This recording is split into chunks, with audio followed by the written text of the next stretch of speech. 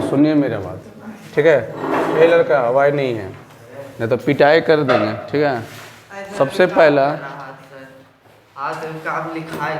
सुनिए, पहले ऐसे बोलते जाइएगा, टोटल PDF ही मिल जाएगा आप लोगों को, ठीक है। इसमें से पहले बताइएगा कुल तत्वों की संख्या कितना है। अगर बात कर लिया कि कुल तत्व, ठीक है, कितना है, कुल तत्व कितना है, 118 है।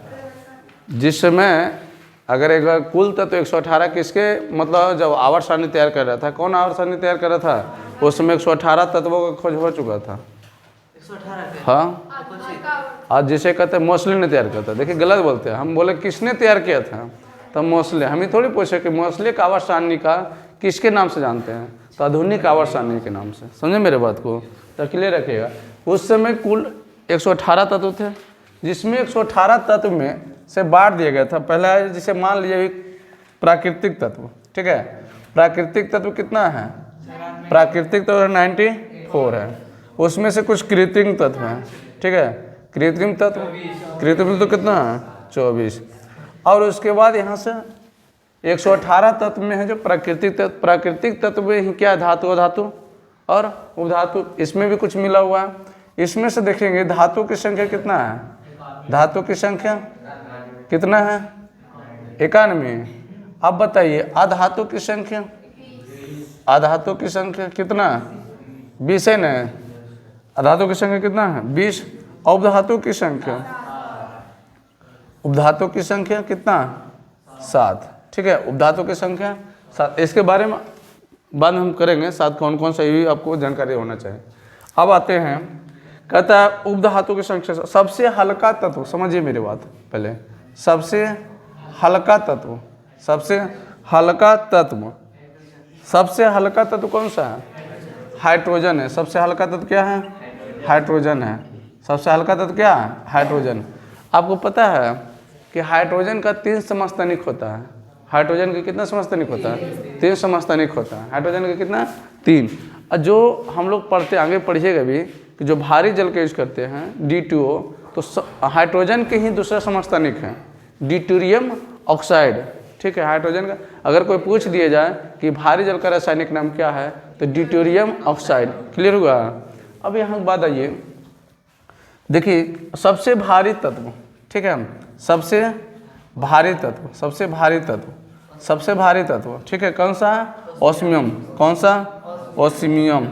कौन सा है, ओस्मियम, जिसे कहते हैं O, ठीक है। अब यहाँ से बात कर लेते हैं हम, अगर बोले सबसे हल्की धातु तत्व में, अभी गिनती मारा था पूरा, हाँ, OS है, OS। सबसे जो है हल्की धातु कौन सा है, लिथियम। सबसे हल्की धातु कौन सा है, लिथियम, जिसे कहते हैं लाइन है। लिथियम के परमाणु क्रमांक कितना है, लिथियम के परमाणु क्रमांक कितना है, ठीक है, कितना, 3 है ना। क्लियर हो गया। लिथियम के परमाणु क्रमांक, अगर बोले लिथियम का जो है, लिथियम की जो है प्रथम कक्षा, मतलब L, जो इलेक्ट्रॉनिक विन्यास बनाते हैं, तो लिथियम के प्रथम कक्षा K में कितने इलेक्ट्रॉन, 2। और उसके बाद लिथियम के बाहतिम कक्षा में कितने इलेक्ट्रॉन, 1 इलेक्ट्रॉन होता है। इससे कहते हैं हम, अगर दूसरा बात कर दिया जाए क्वेश्चन, कि लिथियम के जो है इलेक्ट्रॉनिक विन्यास कितना होता है, इलेक्ट्रॉनिक में 2, 1। अब संयोजकता कितना होता है, संयोजकता 1 होता है। संयोजकता कितना होता है, 1। क्लियर हो गया। अब आगे बात कर लेते हैं, कहता है द्रव धातु बताना। द्रव धातु मतलब क्वेश्चन ऐसे पूछेगा कि कौन सा जो धातु है जो कमरे के ताप पे द्रव अवस्था में रहता है, ठीक है। क्लियर, कौन सा है, पारा। पारा जिसे कहते हैं मरकरी, Hg। एक बात क्वेश्चन बहुत अच्छा से भी आता है कि थर्मोमीटर में किस द्रव धातु का प्रयोग करते हैं, तो पारा। या किस धातु का भी कर देगा तो पारा। थर्मोमीटर में किस धातु का प्रयोग किया जाता है, पारा। थर्मोमीटर में किस धातु का प्रयोग किया जाता है, पारा, ठीक है। किस धातु का किया जाता है, पारा। अब आगे हम लोग बढ़ते हैं। पारा के एक बात है, सबसे बड़ा अच्छा क्वेश्चन 10वां के लिए है कि सिनेबार, सिनेबार किसका है, इसका पारा का है ना। सिनेबार किसका है, इसका पारा का। क्लियर, आगे बढ़िए। अब कहता है द्रव अधातु, द्रव अधातु, द्रव धातु क्या है? ब्रोमीन। द्रव धातु क्या है? ब्रोमीन। तो क्वेश्चन क्या पूछेगा? कौन सा, है ना, कि कौन सा अधातु है जो कमरे के ताप पे द्रव अवस्था में रहता है? ब्रोमीन। ठीक है, कौन सा अधातु है जो कमरे के ताप पे द्रव अवस्था में रहता है? ब्रोमीन। ठीक है, अब देखिए आगे बढ़ते हैं। कहता है विद्युत का सबसे अच्छा चालक, ठीक है, विद्युत का सबसे अच्छा सुचालक पदार्थ कौन है बउआ? चांदी। कौन सा है? चांदी। क्लियर? क्या क्वेश्चन है कि विद्युत का सबसे अच्छा सुचालक कौन सा है? चांदी है। ये देखिए, अगर अब देखिए विद्युत का सब क्वेश्चन अगर कह सकते हैं सर कि अगर विद्युत का सबसे अच्छा सुचालक चांदी है तो चांदी का हम लोग प्रयोग तार में क्यों नहीं करते हैं? क्योंकि वो महंगा होने के कारण चोरी बहुत जल्दी हो जाता है। क्लियर हो गया? आगे बढ़ते हैं। विद्युत की सुचालक अधातु, सुनना, विद्युत का जो है, विद्युत का सुचालक अधातु, ठीक है, विद्युत का सुचालक अधातु, विद्युत का सुचालक अधातु कसी है? ग्रेफाइट। क्या है? ग्रेफाइट। ठीक है, यहाँ तक क्लियर हो गया? नुमा वाला भी नोट कर लीजिए जल्दी दम, और नहीं नोट कीजिएगा फिर मिल जाएगा आपको, पैसा खाली देने के लिए तैयार रहिएगा कि अब जे लगेगा हमको क्या है। यहाँ तक क्लियर हो गया? एक बात है, क्वेश्चन यहाँ से क्या है कि ग्रेफाइट जो है क्या है? धातु का धातु है? अधातु। ग्रेफाइट क्या है? अधातु है। क्लियर? ग्रेफाइट क्या है? अच्छा एक बात बताइए, ग्रेफाइट किसका प्रूफ है? कार्बन का। ग्रेफाइट किसका प्रूफ है? कार्बन का। ग्रेफाइट किसका प्रूफ है? कार्बन का। क्लियर हो गया तक? अब बताइए कार्बन का शुद्ध अप्रूफ कौन सा है?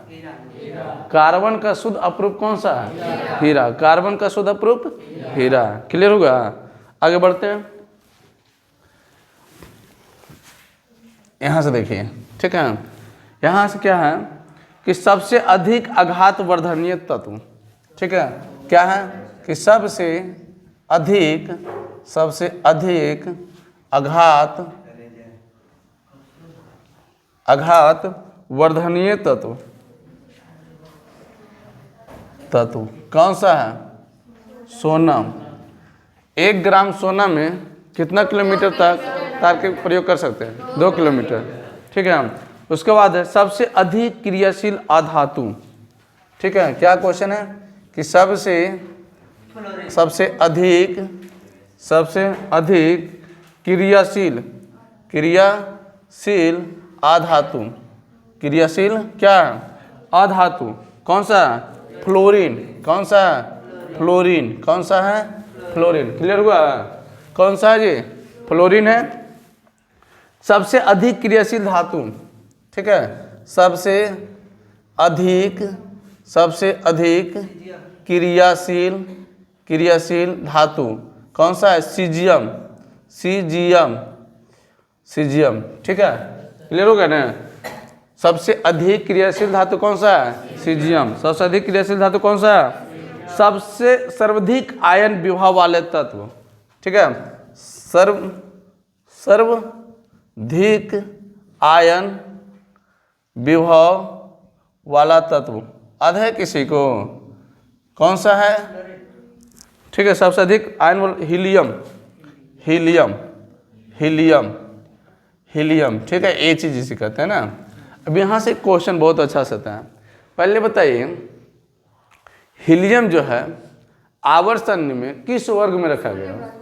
शून्य वर्ग में। हीलियम जो है आवर्तन के किस वर्ग में रखा गया? शून्य वर्ग में। यही बात है, हीलियम जो है क्या है? निष्क्रिय गैस। हीलियम क्या है? लेकिन एक ही ऐसा निष्क्रिय गैस है जिसका संयोजकता 0 ना होकर 2 होता है। हीलियम एक ऐसा निष्क्रिय गैस है जिसका संयोजकता 0 ना होकर 2 होता है। यही एक अपवाद में है। यही एक क्या है? अपवाद में है। ठीक है, क्या ही?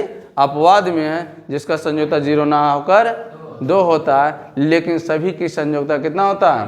0 होता है। क्लियर? अच्छा एक बात बताऊं, आधुनिक आवर्त सारणी में गौर से सुनना 10 वाला। आधुनिक आवर्त सारणी में जो 18वां समूह को किस नाम से जानते हैं? किस नाम से जानते हैं? शून्य वर्ग के नाम से जानते हैं। आधुनिक आवर्त सारणी में 18वां समूह को हम किस नाम से जानते हैं? शून्य वर्ग के नाम से जानते हैं। अब एक बात और है कि जब हम समूह आधुनिक बता रहे हैं तो आधुनिक के जो है किसने तैयार किया था? मोसले ने। किसके आधार पर सुझाया था तत्वों का? परमाणु क्रमांक के अनुसार। किसके आधार पर सुझाया था? परमाणु क्रमांक के आधार। क्लियर हो गया तक? अब आगे बढ़िए। कहता है सबसे अधिक विद्युत ऋणात्मक तत्व, ठीक है, सबसे अधिक विद्युत ऋणात्मक तत्व, विद्युत ऋणात्मक तत्व कौन सा है जी? फ्लोरीन है, फ्लोरीन है। क्लियर हो गया? इसको गलत नहीं मारिएगा अगर आ जाएगा तो। अब आता रहता है क्वेश्चन, ठीक है।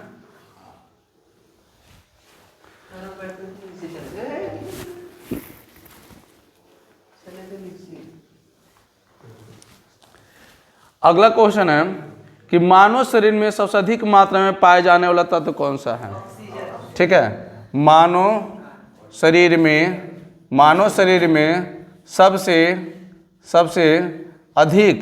सबसे अधिक मात्रा में, ठीक है, क्या सबसे अधिक मात्रा में पाए जाने वाले तत्व कौन सा है? क्या है? ऑक्सीजन। क्या है? ऑक्सीजन। क्या है ये? ऑक्सीजन है, ठीक है। मानव शरीर में सबसे अधिक मात्रा में पाए जाने वाले कौन सा है? ऑक्सीजन। एक बार यार रिपीट कर लिया जाए, ठीक है, आपको रिपीट हो जाएगा। चलिए, मानव शरीर में सबसे अधिक मात्रा में पाए जाने वाला तत्व, मानव शरीर में सबसे अधिक मात्रा में पाए जाने वाला तत्व, ठीक है। सबसे अधिक विद्युत ऋणात्मक तत्व, सबसे अधिक विद्युत ऋणात्मक तत्व, ठीक है। अगला बताइए, सबसे अधिक मतलब सर्वाधिक आयन विभाव वाले तत्व, सर्वाधिक आयन विभाव वाले तत्व हीलियम। सबसे अधिक क्रियाशील वाला धातु, सबसे अधिक क्रियाशील अधातु, सबसे अधिक आघातवर्धनीय सोना। अगर कहता है कुल तत्वों की संख्या, प्राकृतिक तत्व, कृत्रिम तत्व, धातु की संख्या, अधातु की संख्या, उपधातु की संख्या, सबसे हल्का तत्व, सबसे भारी तत्व, सबसे हल्की धातु, द्रव धातु। द्रव धातु कौन है? पारा। द्रव अधातु ब्रोमीन। विद्युत का सबसे अच्छा सुचालक पदार्थ, विद्युत का सुचालक अधातु। क्लियर हो गया? अब देखिए, मिटा देते हैं।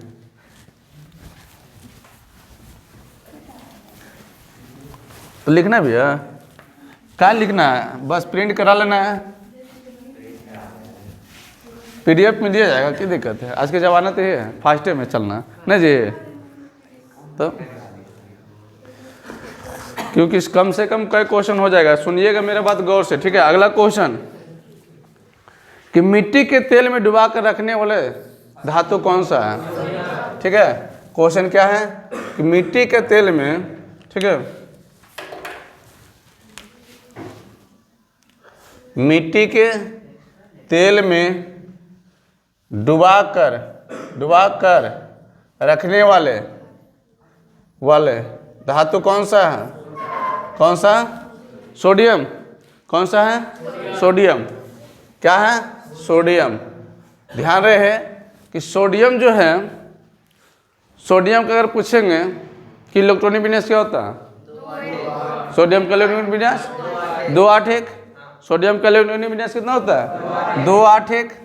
अब पूछेंगे सोडियम का के कक्षा में कितने इलेक्ट्रॉन? एम कक्षा में के एल एम मारेंगे तो फेंका जाएगा, ठीक है। के एल एम, तो हम पूछे एम कक्षा में कितने इलेक्ट्रॉन? 1। तो अगर बोलते सोडियम की संयुक्ता 1, सोडियम की संयुक्ता 1, और सोडियम पर कौन चा जाएगा? धन आयन। सोडियम पे धन आयन, ठीक है। आगे बढ़ जाओ। अगला क्वेश्चन है कि हड्डियों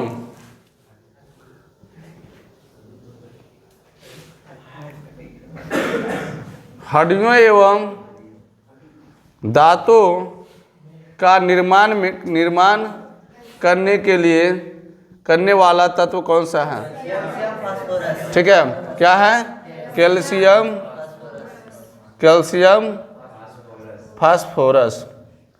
देखिए कभी ऐसे भी पूछता है कि मानव शरीर में कौन सा तत्व अभाव होने के कारण हड्डियों में कमजोरी आ जाता है? क्लियर? अगर फास्फोरस न भी दे तो कैल्शियम देगा, दोनों दे तो दोनों मानना है। अब बोलिएगा सर एक का वो दे तो कैल्शियम मानना है। समझ मेरी बात? क्योंकि फास्फोरस से अधिक मात्रा में कैल्शियम होता है, इसीलिए 100% क्या जगह सही है? सुना दे रहा है? बताओ कि अगर खाली दोनों दे दे, ऑप्शन दे दे ई भी एक में ई भी दो में, और तीसरा में दे दे ऑक्सीजन, चौथा में दे दे सभी, बताओ क्या मानिएगा? कैल्शियम मानना है। ठीक है, देखिए मेंडलीफ ने जो है, अगला क्वेश्चन है मेंडलीफ। ठीक है, मेंडलीफ ने आवर्त सारणी को किसके अनुसार सजाया था? देखिए कभी लिख देता आवर्त फलन। ठीक है, तो ध्यान रहे एक बात कि मेंडलीफ ने जब क्या बना रहा था? टेबल बना रहा था। ठीक है, तत्वों को जब सजा रहा था तो किसके अनुसार पर रखा था? परमाणु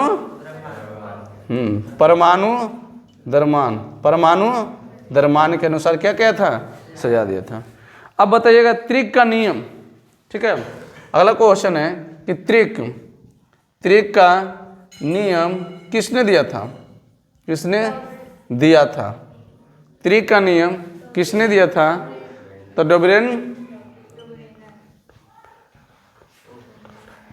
डोब्राइनर ना, इसी ने दिया था, उसे त्रिक का नियम कहते थे। इसमें बहुत खास था कि इन्होंने क्या बोला था कि जो है 3 तत्व लेते हैं, दो तत्वों का क्या करते हैं? औसत निकालते हैं।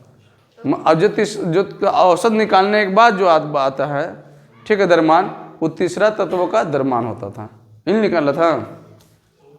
अच्छा एक बात है, क्वेश्चन यहीं से बहुत अच्छा है कि मेंडलीफ के समय कितनी तत्वों का खोज हो चुका था? 63। कितने तत्वों का खोज हो चुका था? 63। क्लियर हुआ ना? मेंडलीफ के समय कितने तत्वों का खोज हो चुका था? 63। समझ में आ रहे हैं?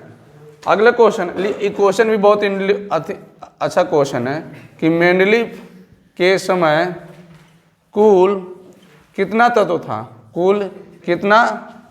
था? बोलिए 63। अगला क्वेश्चन है, अब देखिए जिसे टेबल देख रहे हैं, ठीक है, तो टेबल देखते हैं। अब टेबल देखने के बाद अगर तुमसे क्वेश्चन पूछें कि ब्लॉक कै गो होता है?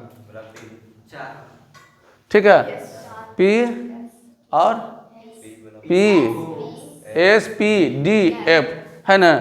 तो बोलता है कौन सा ब्लॉक में धातु, अधातु और उपधातु तीनों शामिल होता है? ठीक है, तो क्वेश्चन है कि कौन सा ब्लॉक में धातु, अधातु एवं उपधातु सम्मिलित है या शामिल है। ठीक है, क्वेश्चन कैसे पूछ दे कि पी ब्लॉक में कौन कौन उपस्थित है? तो धातु भी है, अधातु भी है, उपधातु भी है। अधातु भी है, धातु भी है और उपधातु है। कौन ब्लॉक में? पी ब्लॉक में। कौन ब्लॉक में? पी ब्लॉक में। कौन ब्लॉक में? पी ब्लॉक में। यहाँ तक क्लियर हो गया? यहाँ तक समझ आया? कौन सा ब्लॉक में धातु, अधातु और उपधातु शामिल है? ठीक है, कौन सा ब्लॉक में? पी ब्लॉक में। ठीक है, कौन सा ब्लॉक में? अरे जगह तो जल्दी जल्दी बैठेगा।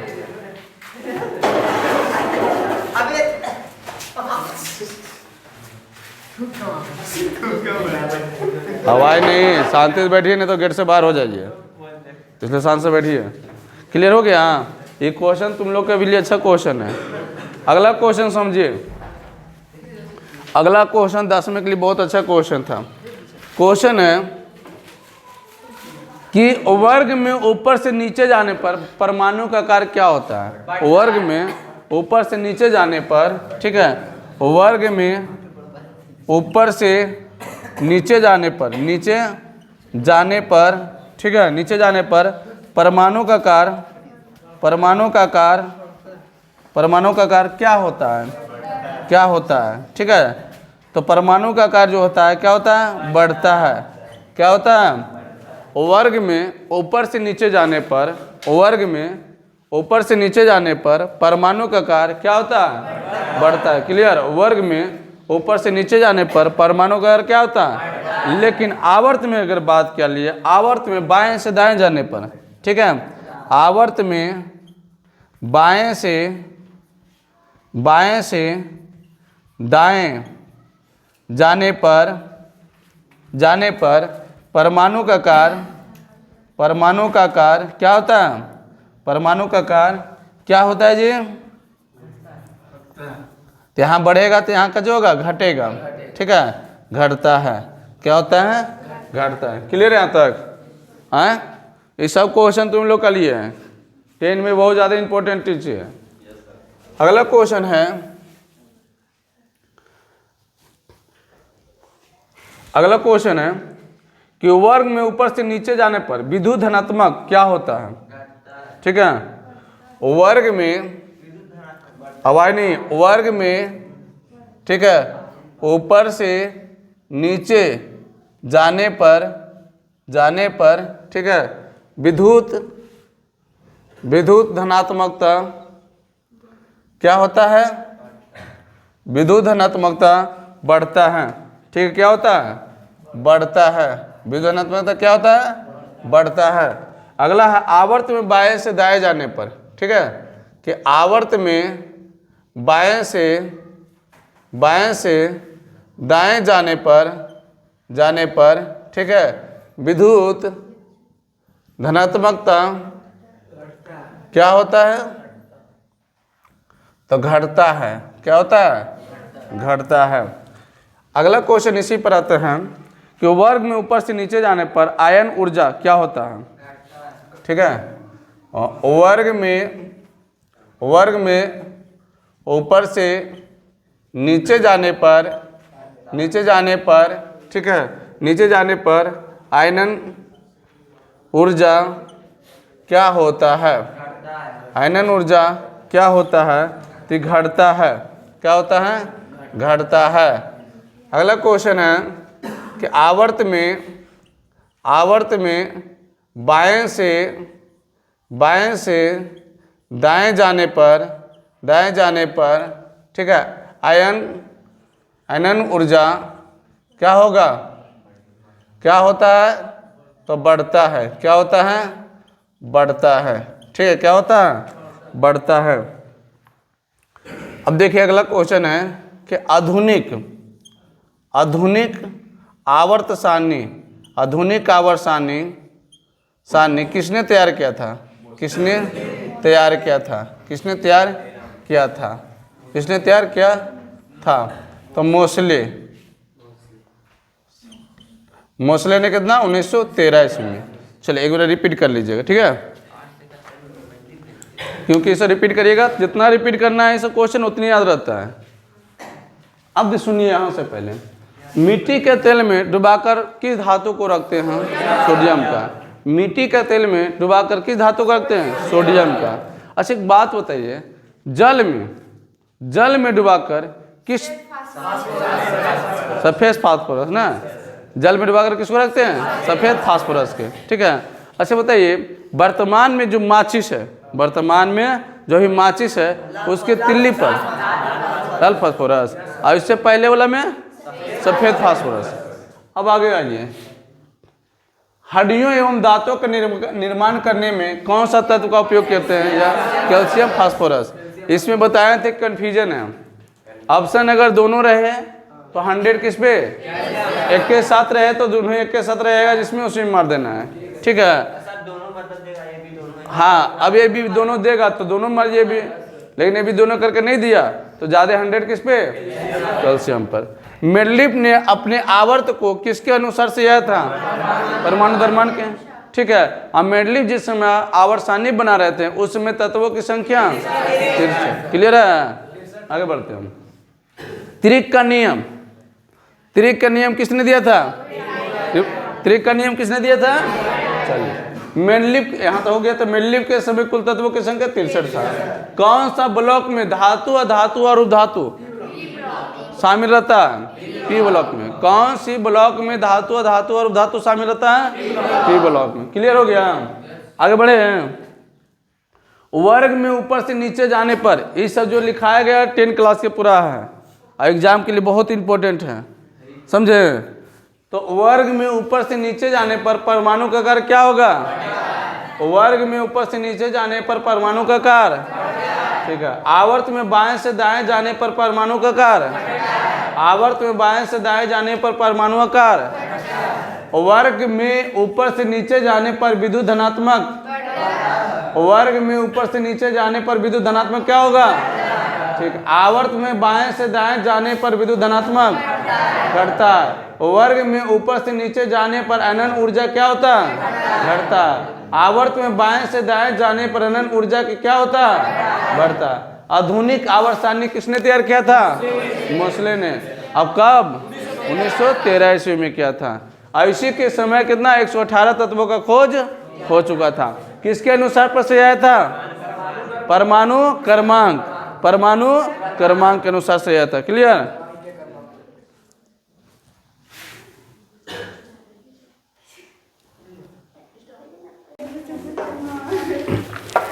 चलिए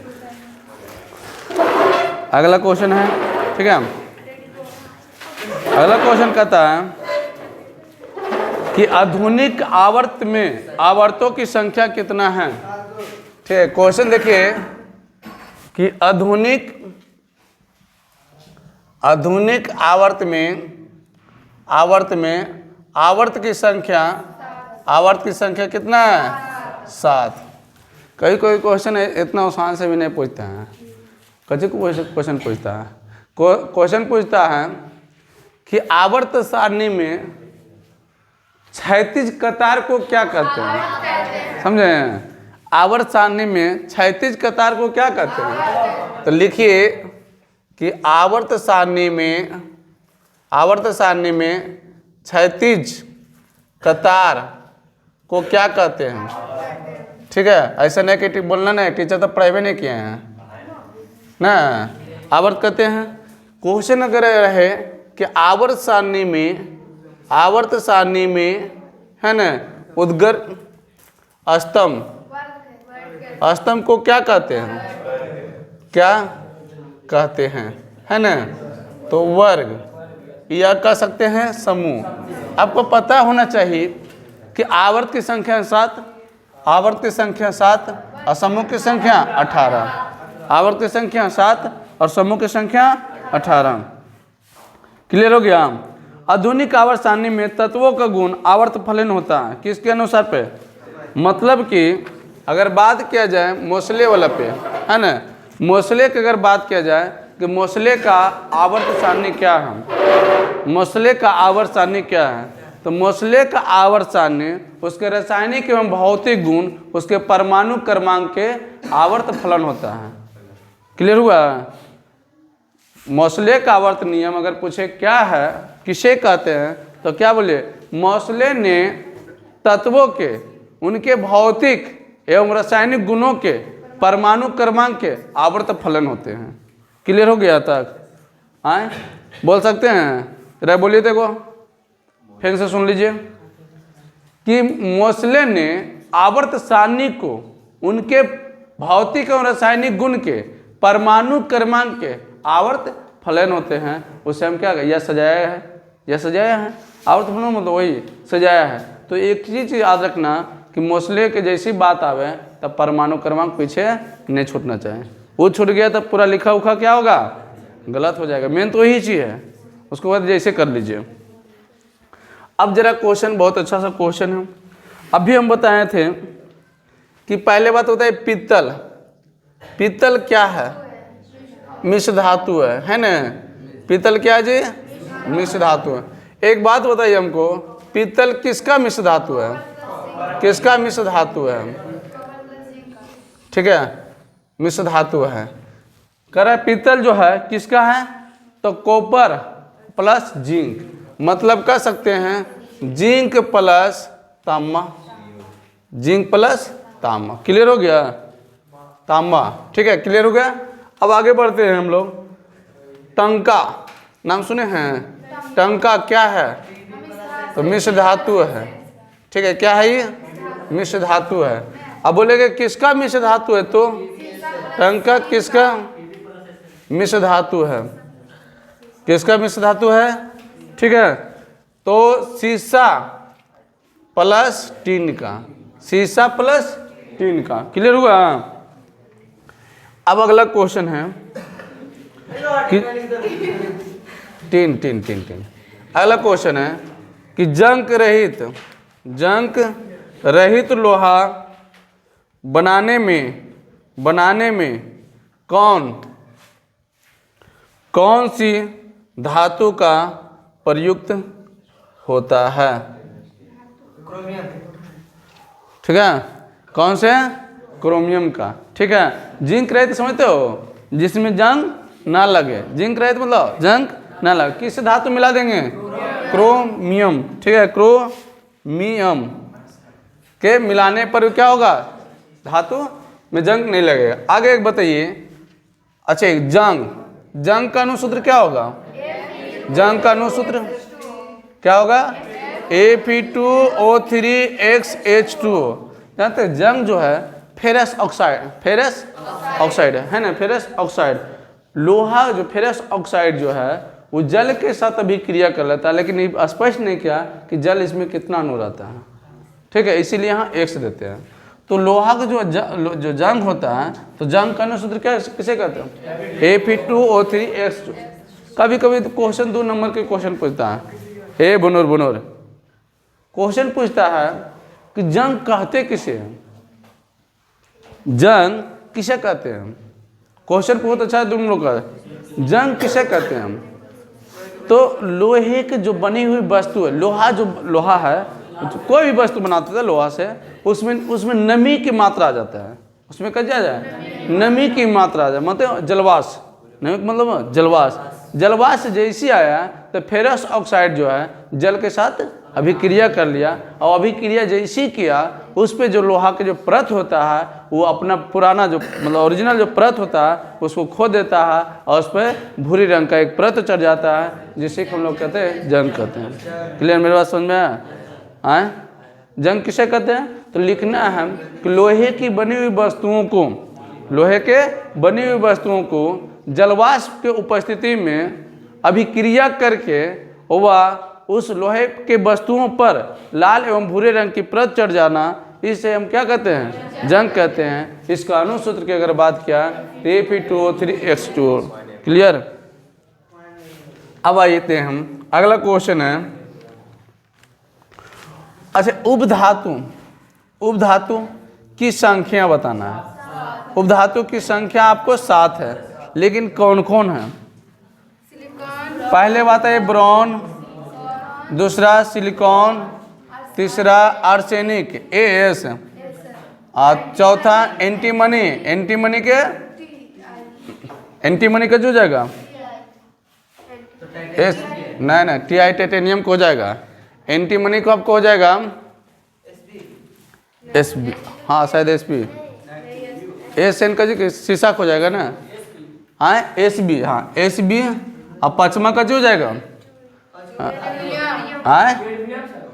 प्लेनियम, और छठा टिलेनियम, और एक बच गया जर्मेनियम।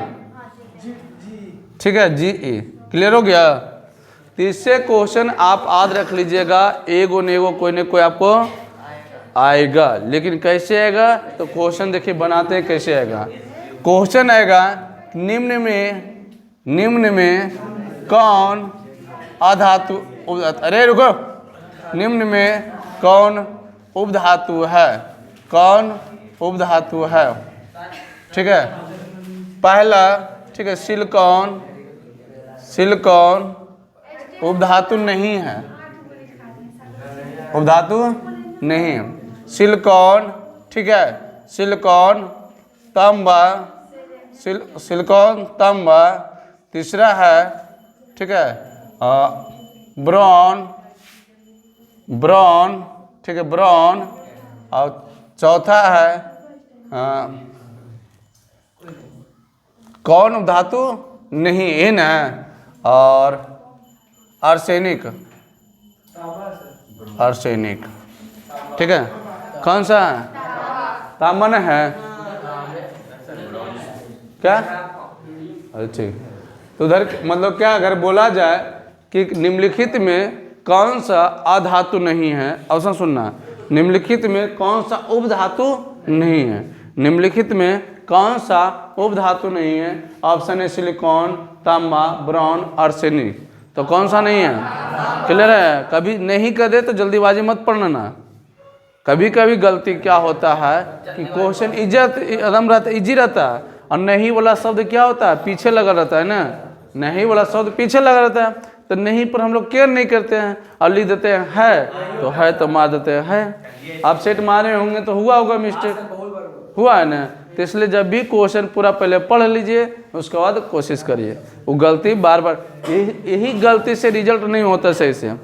जो हम लोग भी तैयारी करते हैं, जो सब तैयारी करता है, छोटा छोटा गलती हम लोग जल्दीबाजी में गलती मार बैठते हैं, तो रिजल्ट क्या होगा? अगर 3 भी क्वेश्चन 2 भी क्वेश्चन अगर गलती हो गया तो नंबर ऑटोमेटिक क्या हो जाएगा? नीचे गिर जाएगा, क्योंकि इससे तो गलती जाना नहीं चाहिए। अगला क्वेश्चन है स्टील। देखिए क्वेश्चन को गौर से सुनना, ठीक है। स्टील, ठीक है, पीतल, कांसा, ठीक है, तथा तांबा, तांबा में कौन सा मिश्र धातु, कौन सा मिश्र धातु नहीं है? ठीक है, क्या बोले? स्टील, पीतल, कांसा तथा तांबा में कौन सा मिश्र धातु नहीं है? अगर ऐसा क्वेश्चन है तो कौन सा आंसर हो जाएगा इसका? बताइए। कौन सा? तांबा। स्टील मिश्र धातु है, पीतल मिश्र धातु है, कांसा मिश्र धातु है, लेकिन तांबा मिश्र धातु नहीं है। तो इसका आंसर क्या होगा? तांबा। ठीक है, अगला बोलिएगा कि भारी जल किसका उदाहरण है? ठीक है, भारी जल किसका उदाहरण है? ठीक है, उदाहरण देखिए, भारी जल का जो प्रयोग हम लोग करते हैं मंदक करने के लिए, मंदक नहीं सुने हैं? मंदक पढ़ना होता है कि भारी जल का प्रयोग करता है मंदक करने के लिए। मंदक के रूप में होता है, मंदक के रूप में। ठीक है, ग्रेफाइट को भी प्रयोग यहाँ मंदक के रूप में करते हैं। ग्रेफाइट का प्रयोग क्या करते हैं? मंदक के रूप में करते हैं। आगे पढ़ लीजिएगा। ठीक है, अगला क्वेश्चन। अच्छा एक बात बताइए, भारी जल का सूत्र क्या होता है? भारी जल का सूत्र क्या होता है? ठीक है, D2O। भारी जल का सूत्र क्या होता है? D2O। क्लियर? हम अभी बताए हैं जो भारी जल का जो सूत्र होता है D2O होता है। भारी जल का सूत्र क्या होता है? D2O होता है। वो किसका समस्थानिक है? कौन समस्थानिक है? दूसरा में क्या नाम है? Deuterium oxide. क्लियर हुआ? अगर बोले भारी जल का रासायनिक नाम ड्यूटेरियम ऑक्साइड, भारी जल का रासायनिक नाम। क्लियर हो गया? आगे आइए। किस प्रकार के कोयला में कार्बन की मात्रा सबसे अधिक होता है? ठीक है, अगर बोले किस प्रकार के ठीक है कोयले में कार्बन की मात्रा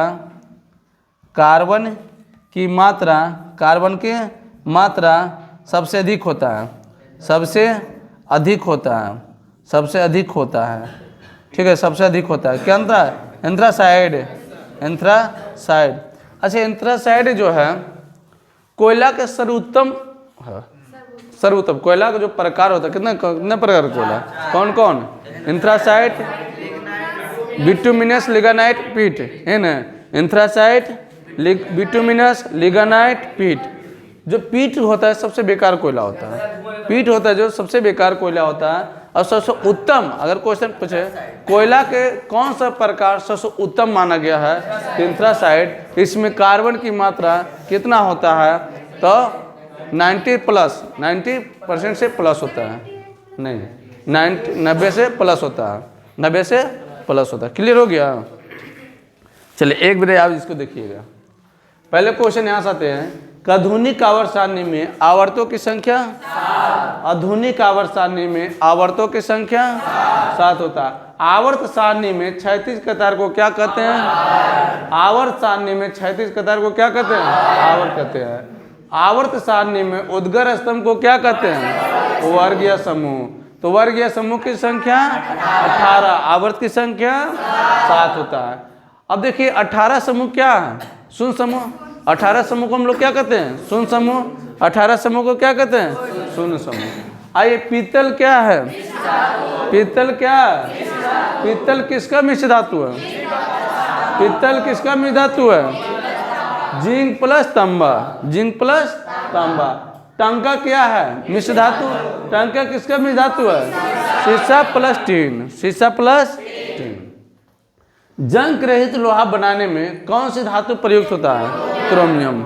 ठीक है, जंग रहित लोहा बनाने में कौन सी धातु को प्रयुक्त होता है, क्रोमियम। जंग का अनुसूत्र क्या होता है, जंग का अनुसूत्र होता है Fe2O3XH2O। ठीक है, उपधातु की संख्या 7, उपधातु की संख्या 7। स्टील, पीतल, कांसा तथा तांबा में कौन सा मिश्र धातु नहीं है, क्या है, तांबा। कौन सी नहीं है, तांबा। भारी जल किसका उदाहरण है, मंदक का। भारी जल किसका उदाहरण है, मंदक के। भारी जल का सूत्र क्या होता है, D2O। भारी जल का सूत्र क्या है, अब भारी जल का रासायनिक नाम क्या है, डिटोरियम ऑक्साइड। किस प्रकार की कोयला में कार्बन की मात्रा सबसे अधिक होता है, एंथ्रासाइट किसका अपरूप है, किसका प्रकार है। एंथ्रासाइट अगर पूछे तो बताइए जी कि लोहा कोयला ने, ठीक है, कोयला का कितना प्रकार, कितना प्रकार, 4। कितना प्रकार, पहला एंथ्रासाइड, पहला, दूसरा बिटुमिनस, तीसरा लिग्नाइट, चौथा पीट। क्लियर हो गया?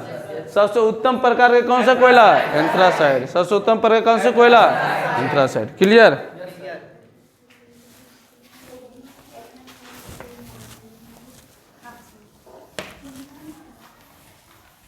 तुम लोग बुन बुन आती कर रहे, तुम लोग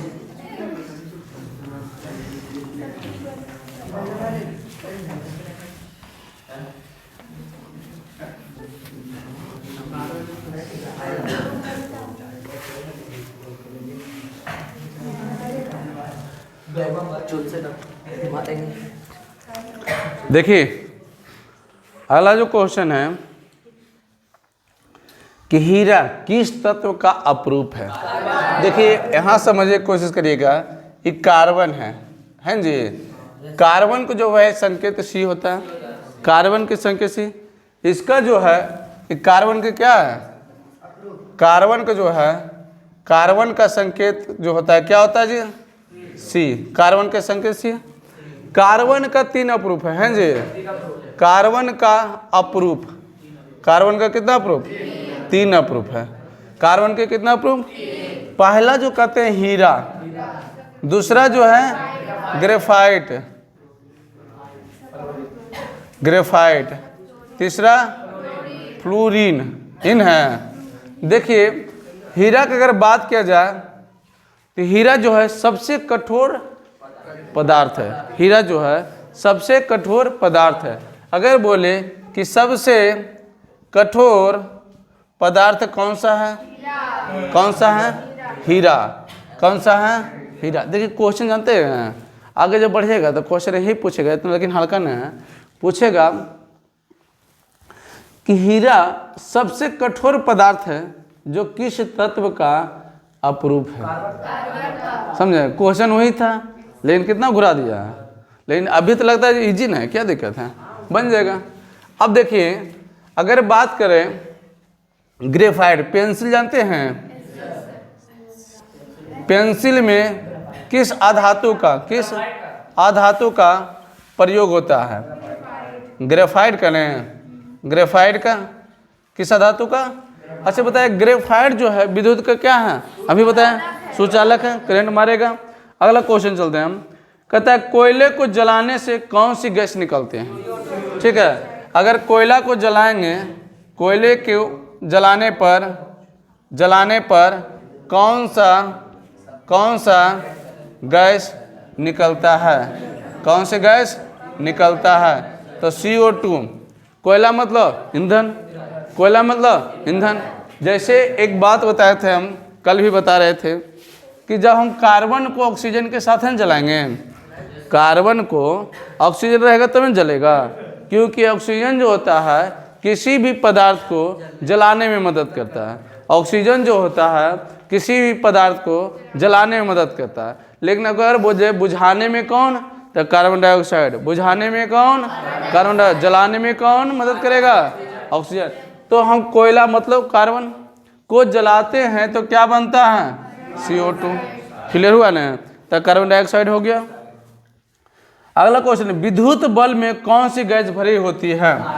ठीक है, विद्युत बल्ब में कौन सा गैस भरी होती है? कौन सा? तो आर्गन। कौन सा? आर्गन।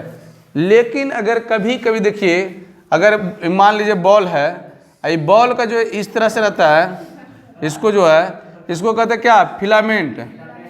फिलामेंट इन कहते हैं। तो विद्युत बल्ब का फिलामेंट किस धातु का बना होता है? टंगस्टन का। विद्युत बल्ब का जो है फिलामेंट किसके धातु का बना होता है? टंगस्टन का। इसका जो गलनांक उच्च होता है, इसका गलनांक क्या होता है? उच्च होता है। कितना होता है? 35 डिग्री सेल्सियस। ये जल्दी गलता नहीं है। तो वही जो होता है ना, हीट होता है, तो हीट होने के बाद हमें क्या देता है? प्रकाश और उष्मा दे देता है। हीट होने के बाद हमें क्या देता है? प्रकाश और उष्मा। वही प्रकाश फैलता था, इंजोरा हो जाता है। समझे? अगर ये जल्दी इसका गलनांक कम रहता तो हीट तुरंत होगा, तुरंत क्या होगा? टूट जाता, खत्म हो जाता।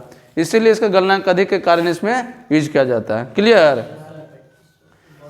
इसमें हाँ आगे चल जाते हैं। अब देखिए, माचिस की तिल्ली में किस रसायन का प्रयोग किया जाता है? ये तो बता चुके हैं, लाल फास्फोरस। अगला, साधारण नमक का सूत्र। बहुत अच्छे, देखिए साधारण नमक का सूत्र। ठीक है, साधारण नमक का सूत्र NaCl होता है। देखिए इसमें क्वेश्चन इतना लग रहा है इतना हल्का थोड़ी है, कभी कोई क्वेश्चन दे भी देता है। अब देखिए साधारण नमक का जो सूत्र है, ये जो साधारण नमक है वो बाजारू नाम है, इसका प्रचलित नाम कह सकते हैं। इसका क्या है? प्रचलित नाम। लेकिन अगर बोले साधारण नमक का रासायनिक नाम क्या है, अगर आप ऐसे नहीं करके ऐसे बोले कि NaCl का रासायनिक नाम क्या है, हमको लगता है कि अभी आप लोग बता रहे हैं, लेकिन आप जा किसी से पूछिएगा जो थोड़ा बहुत कम पढ़ते हैं, बोलेगा पहले तो उसको ये याद रहेगा तभी किसका सूत्र है, तभी वो बताएगा, क्योंकि यहाँ से दो दिमाग लगाना पड़ेगा। लिख दिए आप NaCl किसका रासायनिक, NaCl का रासायनिक नाम, तो पहले तो दिमाग लगाएगा कि NaCl है किसका सूत्र, NaCl किसका ही सूत्र है, तभी ना बताएगा। अगर उसको वो पता नहीं रहेगा कि NaCl किसका सूत्र है तो कुछ बता पाएगा नहीं। तो इतना भी हल्का इसको मत लीजिए, ठीक है। NaCl जो है, NaCl का रासायनिक नाम क्या रे? रासायनिक नाम क्या है? Sodium chloride. Sodium chloride. अच्छा एक बात बताइए, इसीलिए हम इसको लिखे थे क्वेश्चन कि सोडियम क्लोराइड में सोडियम पे जो आयन होता है प्लस होता है, सोडियम क्लोराइड में सोडियम पे जो आयन होता है वो प्लस होता है, और क्लोरीन पर जो आयन होता है माइनस होता है। क्लियर हुआ मेरी बात?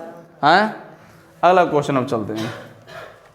अच्छा एक बात बताइए, यहाँ से बहुत अच्छा क्वेश्चन, किस NaCl किसका अयस्क है? किसका अयस्क है बताओ? तो सोडियम का। NaCl किसका अयस्क है? सोडियम का। NaCl किसका अयस्क है? सोडियम का। क्लियर हुआ? चिल्ली साल्ट सुने? चिल्ली साल्ट किसका अयस्क है? वो भी चिल्ली पराठा मुँह में पानी आ रहा है, मंगावे हैं। तो जो है चिल्ली साल्ट जो है किसका अयस्क है? जो है सोडियम का। किसका है? सोडियम का। अब यहाँ से देखिए क्वेश्चन है इसमें, हाँ हम देखिए बोरेक्स। बोरेक्स का नाम आप सब सुने हैं। बोरेक्स, बोरेक्स का अनुसूत्र पहले बताइए। बोरेक्स का अनुसूत्र Na2B4O7 10H2 इन होता है। बोरेक्स का अनुसूत्र क्या होता है? बोरेक्स का अनुसूत्र जिसे कहते हैं सुहागा। जिसे क्या कहते हैं? अच्छा, इतना निद्रास की फायदा मिलता होगा, यहाँ देखो, ठीक है। इसे क्या बोरेक्स का अनुसूत्र Na2B4O7 10H2। क्लियर? इसका जो है प्रचलित नाम बताइएगा, या कभी कभी पूछेगा आपसे सुहागा। सुहागा का अनुसूत्र कभी कभी आपसे बोरेक्स के नए जगह पर कैसे दे देगा? सुहागा। तो इसलिए ध्यान रखिए, नहीं तो ध्यान हटे दुर्घटना घटे। ध्यान रहे। अब देखिए इसको देने से क्या है, अब बोले पूछेंगे कि बोरेक्स किसका अयस्क है, या बोरेक्स, बोरेक्स या सुहागा, बोरेक्स या सुहागा किसका अयस्क है? किसका अयस्क है? तो सोडियम का। सोडियम का। यहाँ से मारबो ना तो भाग जीवो ने दौड़ल ससुराल चलिए। सोडियम जो है अभी बताए, सोडियम, सोडियम जो है, सोडियम जो है, ठीक है, सोडियम है लगा हुआ, तो सोडियम का अयस्क है। हाँ, सुहागा के भी पूछेगा, वही लिख दिए, बोरेक्स या सुहागा, बोरेक्स या सुहागा। अगला क्वेश्चन, आवाज बंद करो। देखिए अगला है सिनेबार किसका अयस्क है? लिखा चुके थे, ठीक है। सिनेबार किसका अयस्क है? ठीक है, किसका अयस्क है? तो क्या है? पारा का, Hg ना। अच्छा एक बात बताइए, पारा जो है, पारा धातु है, पारा क्या है? धातु है। पारा के परमाणु क्रमांक कितना होते हैं? 80। पारा के परमाणु क्रमांक 80। अब पारा के परमाणु द्रव्यमान 200। क्लियर हो गया? आगे ये हॉर्न सिल्वर, हॉर्न सिल्वर किसका अयस्क है? किसका अयस्क है? ठीक है, किसका अयस्क है? तो चांदी का, Ag ना, Ag। टेंशन ना लो, तो इन जो लड़की लोग होती है ना, तुम्ही लोग के बुलाएगा Ag। Ag मतलब होता है गधा, ठीक है, नहीं बोलता Ag सुनियन जी, आयन जी। तो आगे है भविष्य में इसका प्रैक्टिस हो रहा होगा। बंद, अब आवाज जरा बंद। अगला क्वेश्चन है कि हरा कशिश, हरा कशिश, सुनिए पहला, बहुत अच्छा क्वेश्चन है कि हरा कशिश, हरा कशिश का अनुसूत्र। हरा कशिश के जो अभी नहीं लिखते, हरा कशिश जो है इसका जो है कि रासायनिक नाम क्या है? Ferrous sulphate. हरा कशिश को फेरस सल्फेट भी कहते हैं। हरा कशिश को क्या कहते हैं? Ferrous sulphate. हरा कशिश को जब आपको फेरस सल्फेटात है तो FeSO4 और 7H2O, ठीक है, क्लियर हो गया? हरा कशिश को क्या कहते हैं? Ferrous sulphate. क्लियर हो गया? हरा कशिश को क्या कहते हैं? Ferrous sulphate. अब अगला होता है जो है नीला कशिश। नीला कशिश, नीला कशिश क्या होता है? कॉपर सल्फेट इसको कहते हैं। नीला कशिश को क्या कहते हैं? Copper sulphate. नीला कशिश को क्या कहते हैं? Copper sulphate. नीला कशिश को क्या कहते हैं? तो CeSO4 5H2O। अगला जो क्वेश्चन है श्वेत, श्वेत कशिश। श्वेत कशिश का अनुसूत्र क्या है? ठीक है, श्वेत का जो होता है जिंक सल्फेट, ZnSO4 और 7H2O। हाँ जी सर। अगला जो है लाल कशिश, लाल कशिश। लाल कशिश का जो अनुसूत्र होता है, अनुसूत्र होता है, लाल कशिश को हम कहते हैं कोबाल्ट सल्फेट, COSO4 और 7H2O। ठीक है, यहाँ तक क्लियर हो गया? आगे देखिए, भविष्य का ईंधन कौन है? भविष्य का ईंधन, भविष्य का ईंधन किसको कहते रहे? हाइड्रोजन को। भविष्य का ईंधन किसको कहते हैं? हाइड्रोजन का H। भविष्य का ईंधन हाइड्रोजन को। अब सुनिए मेरे बात गौर से, ठीक है। पहले यहाँ ध्यान दीजिए, भविष्य का ईंधन, भविष्य का ईंधन किसको कहते हैं? हाइड्रोजन का। क्यों कहते हैं? क्योंकि जब तक सूर्य रहेगा उसमें हाइड्रोजन है, वो जो है हाइड्रोजन कभी ख़त्म भी ना होगा, हाइड्रोजन जो है कभी ख़त्म ना होगा। तो हाइड्रोजन से आपको बहुत चीज़ मिलते रहता है, इसीलिए इसको क्या कहते हैं?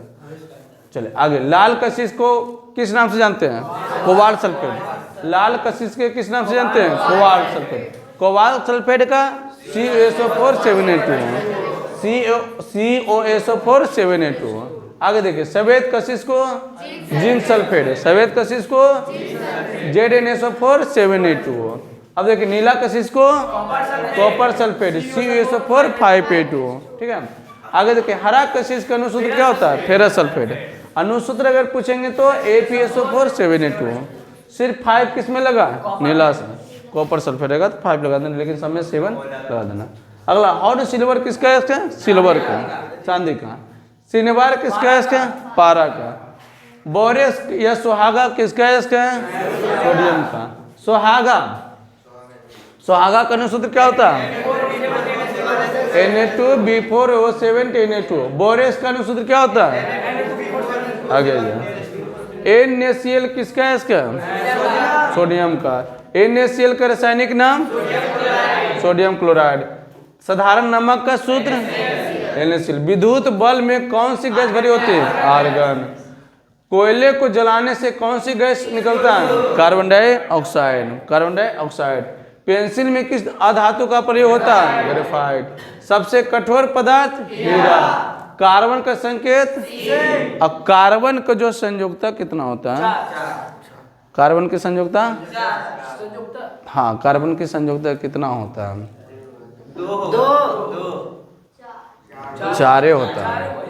इसीलिए कभी कभी दोनों तरफ ही काम करने लग जाता है। 4 वाला की कहता है, न तो लेंगे और न तो देंगे, ठीक है। अब देखिए, कार्बन के कितना ग्रुप? 3। कौन कौन? हीरा, ग्रेफाइट, फ्लोरीन। क्लियर? अब ज़्यादा 10 मिनट जाव है अभी।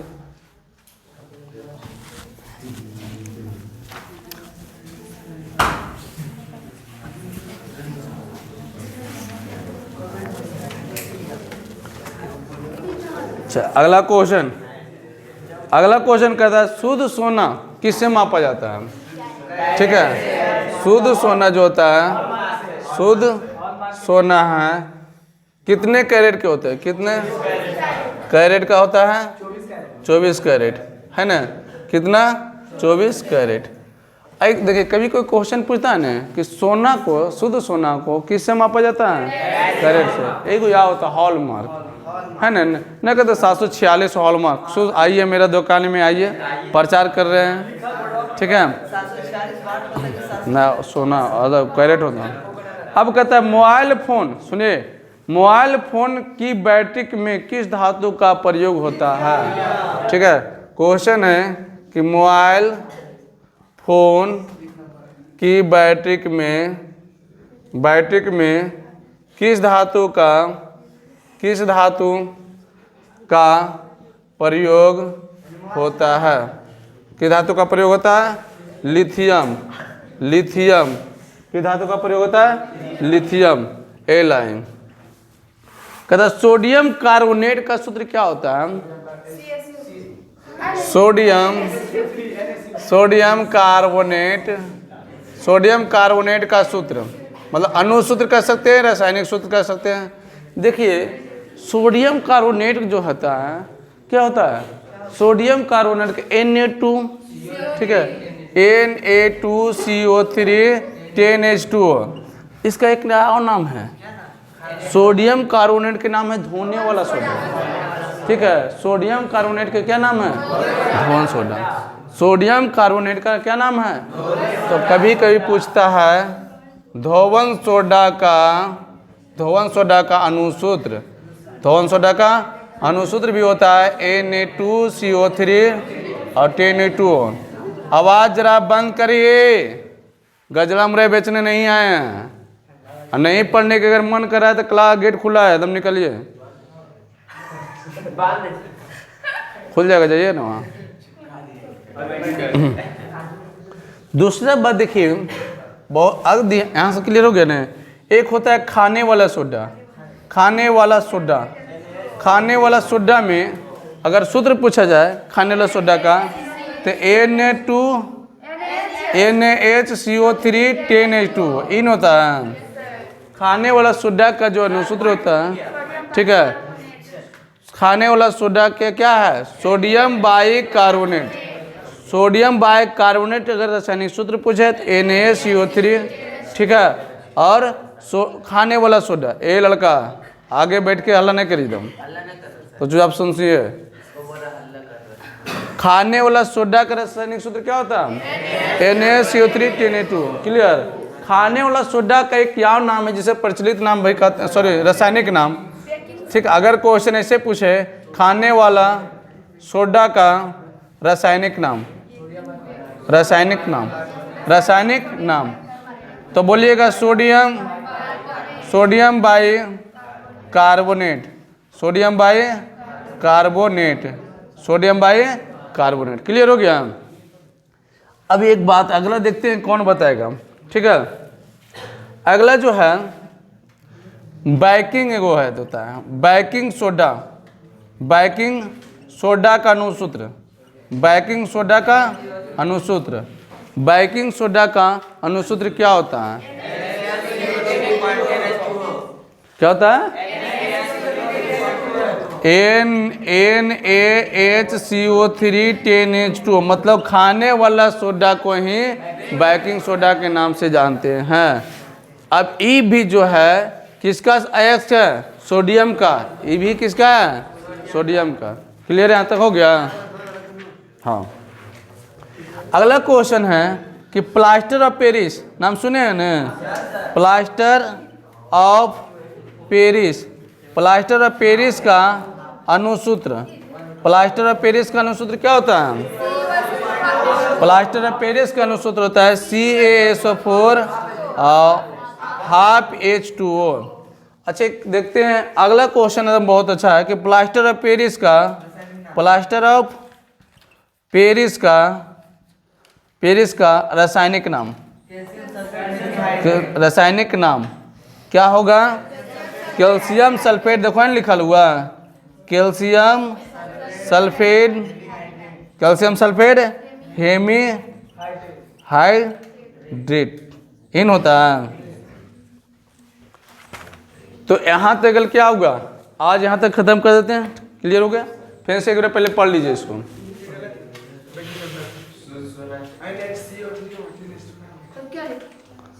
चलिए रख दीजिए, छोड़िए ना, अरे रखो ना। शुद्ध सोना कितना कैरेट का होता है, 24 कैरेट। शुद्ध सोना कितना कैरेट के, सोना का शुद्धता किससे मापा जाता है, किससे। हाँ, अगला मोबाइल फोन की बैटरी में किस धातु का प्रयोग किया जाता है, लिथियम।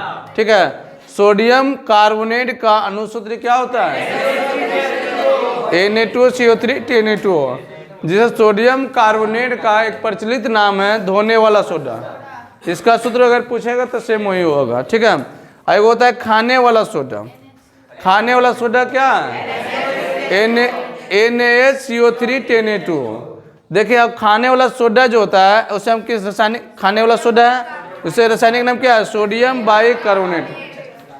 अब देखिए बेकिंग सोडा, कोई बोलता है H नहीं होगा, जल से भी क्रिया नहीं दिखाया है। ठीक है। तो NaCO3 कभी, अब क्वेश्चन पर निर्भर करता है। अगर क्वेश्चन में दिया गया ऑप्शन में NaCO3 तो सोडियम बाइकार्बोनेट हुआ ना, इसी का नाम बताया सोडियम बाइकार्बोनेट। तो सोडियम बाइ जल से भी क्रिया क्या, तो इसमें जल कितना अणु है, 10 अणु। तो इसलिए ध्यान रखिएगा सोडियम अगर ऑप्शन ई रहे तो जखने कहाँ मारिएगा, ऑप्शन ई पूरा लिख ले रहे तो आप उसी रेट ले रहिएगा तो रहबे न करेगा ऑप्शन में, तो कहाँ जाइएगा। तो ध्यान रहे अगर अणु नहीं दे रहेगा तो क्या होगा, sodium bicarbonate. Clear. Plaster of Paris का अनुसूत्र क्या होता है, अच्छा प्लास्टर ऑफ पेरिस से जो था, प्लास्टर ऑफ पेरिस का जो अनुसूत्र होता है CaSO4 half H2। Plaster of Paris किसका है, इसका है कैल्शियम का। प्लास्टर ऑफ पेरिस किसका है, इसका है। एक होता है प्लास्टर ऑफ पेरिस का रासायनिक नाम कैल्शियम। हाँ, अगला देखिए थोड़ा सा एक दो गो यहाँ पे छूट गया ना। एक छूट गया था जिप्सम, नहीं रे, ये वो क्या छूटा है, जिप्सम, क्यों ना यहाँ पे लिख दें। जिप्सम का अनुसूत्र क्या होता है? जिप्सम का अनुसूत्र होता है CaSO4 2H2O। अगर बोले जिप्सम किसका अयस्क है, ठीक है, जिप्सम किसका अयस्क है, जिप्सम किसका अयस्क है, तो क्या बोलिएगा, कैल्शियम का। क्या बोलिएगा, कैल्शियम का। अब देखो वो होता है कास्टिक सोडा, नाम सुने हैं, कास्टिक सोडा। कास्टिक सोडा का सूत्र बताइए कोई, NaOH, जिसे कहते हैं सोडियम हाइड्रोक्साइड, कहीं कहीं पूछेगा, ठीक है। कास्टिक सोडा का रासायनिक नाम, रासायनिक नाम क्या होगा, sodium hydro oxide, sodium hydro oxide, ठीक है। कास्टिक सोडा क्या होता है, सोडियम हाइड्रो ऑक्साइड। एक बार रिपीट कर लीजिए, कास्टिक सोडा का रासायनिक नाम, कास्टिक सोडा का सूत्र क्या होता है, NaH। कास्टिक सोडा का रासायनिक नाम होता है सोडियम हाइड्रो ऑक्साइड। जिप्सम का जिप्सम किसका है, कैल्शियम का। जिप्सम का सूत्र क्या होता है, क्लियर हो गया। चलिए अब आप लोग ब्रेक ले लीजिए।